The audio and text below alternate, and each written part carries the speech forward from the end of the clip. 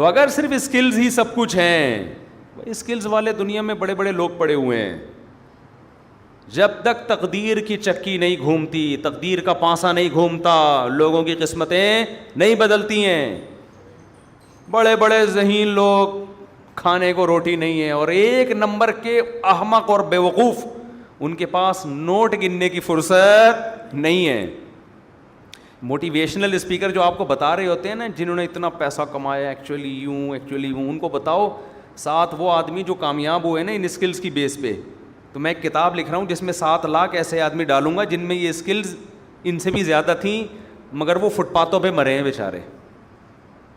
ہوتا ہے نا 7، ابھی میرے پاس پڑھی ہوئی ہے کتاب، وہ 7 کامیاب آدمی، وہ کیا ہے، کامیاب لوگوں کی 7 علامتیں. تو جب تک اللہ کی چاہت نہیں ہوتی، آپ کے قسمت کا پانسا نہیں گھومتا، آپ سارا دن بیٹھ کے مکھیاں مارتے رہتے. وہ ایک آدمی اونٹ پہ جا رہا تھا، بہت مالدار آدمی، بزنس تھا اس کا. ایک چاول کا بورا یہاں رکھا ہوا ہے، ایک چاول کا بورا یہاں رکھا ہوا ہے، چاول کا بورا یہاں رکھا ہوا ہے، اور ایک بیلنس برابر کرنے کے لیے بجری کا بورا رکھا ہوا ہے یہاں پہ. بھائی 2 چاول کی بوریاں ادھر اونٹ کے، اور بیلنس برابر کرنے کے لیے 2 بجری کی بوریاں ادھر. راستے میں کسی نے لفٹ مانگی، مجھے بھی اونٹ پہ پہنچا دو، آ جا بھائی بیٹھ جا. اونٹ کے مالک بڑا کروڑپتی تھا، اس نے پوچھا کہاں جا رہے ہو، کیا کر رہے ہو. پھر اس نے کہا یار یہ تم نے ریت کی بوریاں کیوں رکھی؟ اس نے کہا بیلنس برابر کرنے کے لیے. کیا کرنے کے لیے؟ اس نے کہا اللہ کے بندے، اونٹ کو ڈبل ٹینشن میں ڈالا ہوا ہے تو نے، تو ایسا کر چاول کی 2 بوریاں ادھر ہیں تو ایک ادھر کر دے اور ایک ادھر. اونٹ کا ویٹ بھی آدھا ہو جائے گا، وزن بھی، اونٹ کی اسپیڈ بھی تیز ہو جائے گی، تھکاوٹ بھی کم ہوگی. اس نے کہا یار یہ تو بڑی اتنی سینس کی بات ہے. ادھر تو میری کروڑپتی آدمی ہے مگر اتنی کھوپڑی میں اتنی سینس نہیں ہے کہ یار بیلنس کے لیے آدھا مال ادھر رکھ دو. تھا کروڑپتی. اس نے کہا یار بندہ بہت لاجیکل بات کرتا ہے، تو ٹھیک ہے پھر ایسے ہی کرتے ہیں، ایک بوری ادھر اور ایک بوری ادھر. اب بیٹھے، اونٹ کی اسپیڈ بھی تیز ہو گئی، اونٹ بھی سکون کا سانس لے رہا ہے، اور یار بندہ تو بڑا نائس ہے یار، اسکلز تیرے اندر بہت ہیں. بتا کرتا کیا ہے؟ کہہ رہا کرتا ہی تو کچھ نہیں، بے روزگار ہوں، جاب ہی نہیں ملتی کہیں، غریب آدمی ہوں. اس نے کہا اتر نیچے نیچے اتر. دوبارہ اس میں بوریاں میں،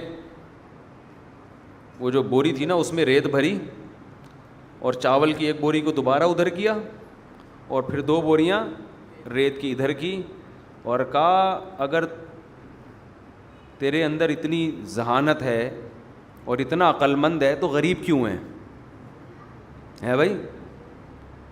تو میں اگر تیرے مشوروں پر عمل کروں گا تو میں بھی کیا ہو جاؤں گا؟ اس سے اچھا میں وہ بیوقوف صحیح ہوں، الٹے پلٹی زندگی گزر رہی ہے لیکن پیسہ تو ہے نا میرے پاس.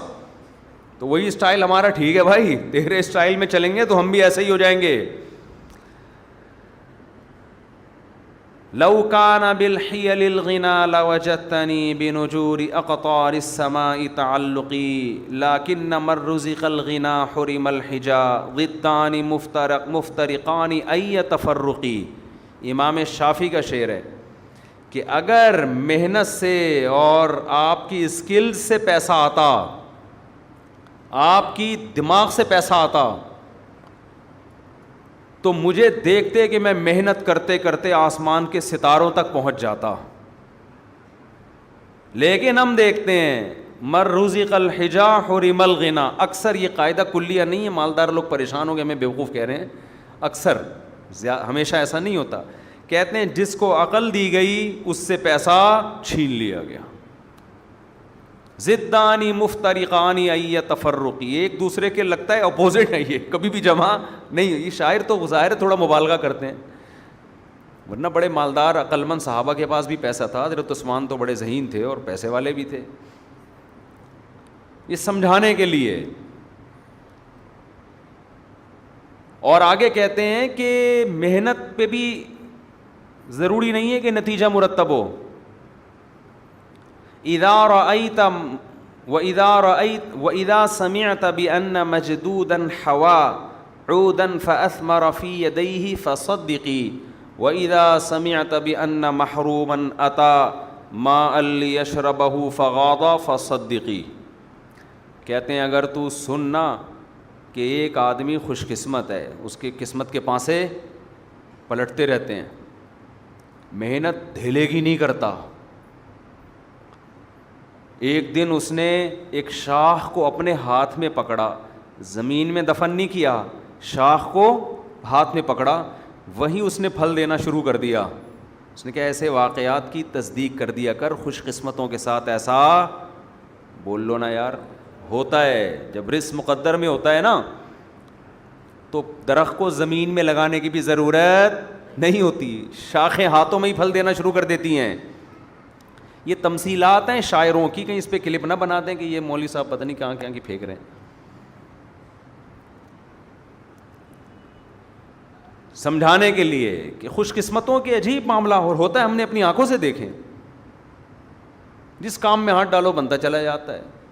اور آگے کہتے ہیں وَإِذَا سَمِعْتَ بِأَنَّ مَحْرُومًا أَتَىٰ, اگر پتہ چل جائے تجھے کہ کوئی محروم آدمی جس کو اللہ رزق نہیں دینا چاہتا, محروم رکھنا چاہتا ہے, رپورٹ سے پتہ چل رہا ہے, اس کے حالات سے پتہ چل رہا ہے, وہ تجھے کسی نے بتایا کہ اس کو دور کنواں بھرا ہوا نظر آیا پانی سے, اس نے کہا چلو رزق نہیں مل رہا, پانی تو ملے گا نا, اور پانی بھی کس میں ہے, کنویں میں, اور کنواں بھی کیا ہے, لبالب بھرا ہوا, تو پانی تو ملے گا نا.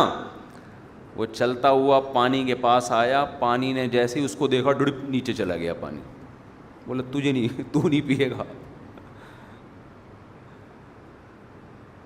تو شاعر نے کہا اس کی بھی تصدیق کر دیا کر, ایسا ہوتا ہے. بدقسمت سے مراد دنیاوی لحاظ سے, اصل تو آخرت ہے. اور قرآن کا بھی یہی مضمون ہے, من کان یرید العاجل عجلنا له فیہا ما نشاء لمن نرید.